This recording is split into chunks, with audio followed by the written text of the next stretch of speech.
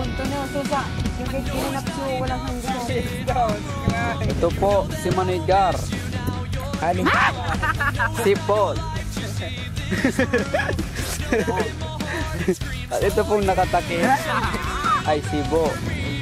Napakaputi po niya.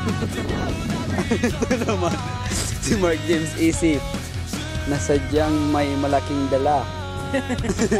Ito po, si Crazy. At tingnan nyo ang ibon. Ang ibon ay lumalangoy. Bakit kaya sila lumalangoy? Isang kahinahinarang bagay, mga kaibigan. Itong ang laki-laki, Rorobas. At ayun naman yung lugar. Kung makikita nyo po sa video ito ay may baka. Masyado na pong malayo tayo pero may baka pa rin. At ayan ang napakagandang shape ng isang kahoy. May baka na naman. At sa dulo po nito ay may baka na naman. Ayun po ay... Ayun, may nag-hide. At may baka pa doon. Tumatagot, tumatae. White cow. Lapit-lapit na namin sa mayon. Video mo na ko na. Hindi dia.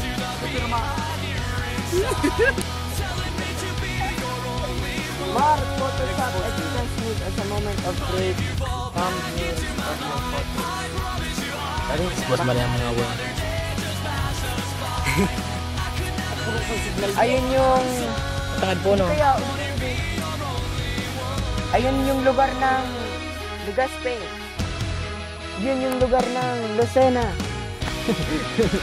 Lucena na pati. Pero dyan ang lula. Ay, buwan lubat na. Itong napatayaw namin. O tama na, sa Palanas. Sa Palanas malubat na.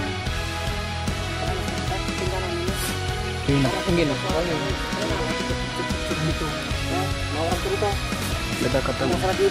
Ito po yung aming baunan. Sabi sa binindan, tibok. Na sasabing pag ginawag mo adi, ay daw nga nakun. Mag-aalaan dito nga nagpatugtog sa ding nagamantay dyan sa mayon. Sa uding mayon niya ding mayon masakyan. Uding radar daw sa Indonesia. 6 kilometers away from the Mayon volcano. Aray ko. Masugatan po si Omar, ang aking reporter. Dito. At tusok daw po siya isang dahon ng di malaman-laman. Ayan po, natusok siya ng dahon. Tingnan mo dito ha. Itong bayong. Ayan daw po, tingnan nyo po. Ayan po. Sakit-sakit. Ito mo tibad din swerte. Ayan po si Labo. Oh, nakatingin po siya sa atin. Ayan po si Omar. Oh, meron po ang isang lalaki naglalakad. Oh, nakismile po siya sa akin. Meron pong baliw dito. I'm a love with a criminal. Ayan po, sumayaw na And po. this type of love isn't rational. Mama, please don't cry. I'll be alright. Ayan po si Edgar. Na sabi niya po itong napapalibutan po ng rehas ay P-box. Radar. Ay, radar. Pillbox. Pillbox daw. Playbox daw. Playboy. O, meron pong nagpo-post ng Ayan po. kanyang katawan. Hindi po namin aakalaing. Dito lang pala sa mayon namin matatagpuan si Piolo Pascual. Oh, nabaling na po siya. Hindi na malaman. Yan po ang itsura ni Piolo Pascual nang nasabugan na ng mayon.